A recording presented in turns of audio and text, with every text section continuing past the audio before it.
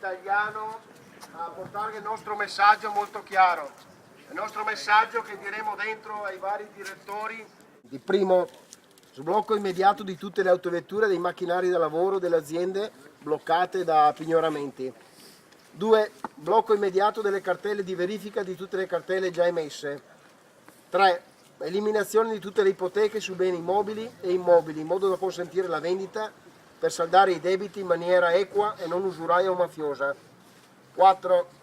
Il popolo veneto si costituirà parte civile nei confronti di Equitalia e dello Stato italiano al fine di ottenere un risarcimento danni per le persone che per colpa della pressione psicologica si sono suicidate e per quelli che a causa di Equitalia sono stati costretti a chiudere l'azienda rimanendo disoccupati.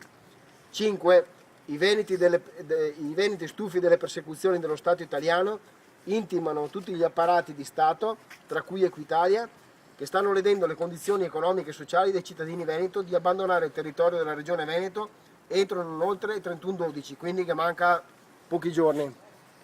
Un'altra cosa che vi dirò è che dobbiamo mettere chiaro è che i dipendenti di Equitalia le ore che si trovano un lavoro onesto, perché dei lavori onesti che ne tanti in giro, che hai bisogno dei braccianti agricoli, che hai bisogno del personale nelle concerie, che ne è dappertutto. Quindi questo non è mio lavoro onesto e le ore che le smetta di nascondersi da Drio devo farlo. No, nessuno le obbliga a lavorare per un'azienda di Stato che persegue i cittadini. Quindi dei lavori onesti che ne tanti in giro e chi va a sporcarsi le mani a calori.